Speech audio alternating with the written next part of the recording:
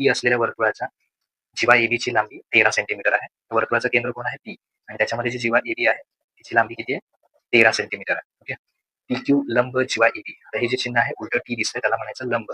लंब म्हणजे त्या दोघांच्या मधला कोन हा किती अंश असणार आहे 90 अंश. तर क्यूबीची लांबी काढायची. तर उत्तराची सुरुवात करताना कशी करायची, केंद्र प्रश्नातच आहे ते, केंद्र पी असलेल्या वर्तुळात कोण कोणाला लंब आहे, पी क्यू लंब जीवा एबी.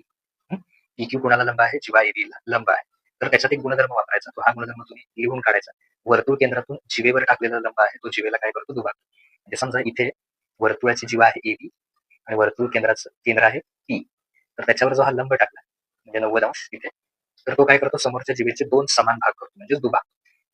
तर आता आपल्याला इथे काय दिलेलं आहे, एबी दिलेलं आहे. तर काय शोधायचं आहे, क्यूबी. तर एल क्यूबी म्हणजे क्यूबीची लांबी. क्यूबीची लांबी कशी शोधणार आपण, एबी ची जी लांबी आहे दुभागतं म्हणजे काय, त्याचे दोन समान भाग करतो. म्हणजे क्यूबी जो आहे तो निम्मा भाग आहे याच्यात, त्यामुळे तो निम्मा भाग काढताना कितीने भागायचं, एबीला 2 ने भागायचं. आता इथे एबीची किंमत किती दिलेली आहे प्रश्नामध्ये जर बघितलं 13 सेंटीमीटर. 13ला कितीने भागायचं, 2 ने. तर 13ला 2 ने भागायला 2×12, 2×7 14 येणार, ते नाही घ्यायचे, पुढची संख्या येणार. 2×12 उरले 1, संख्या इथे झाल्यानंतर इथे आणि इथे महत्वाचं वरती पॉईंट आहे, मग शून्य घ्या, लागतील तसे शून्य घ्या. तर 2×5 = 10. आता इथे पूर्ण भाग गेला म्हणजे आणखी काही गरज नाही. तर उत्तर किती आलं, 6.5. म्हणजे थोडक्यात तुम्ही असं लिहू शकता, क्यूबीची जी लांबी आहे, हे जे एल लिहिलं म्हणजे काय, लांबी, क्यूबीची लांबी बरोबर 6.5 सेंटीमीटर.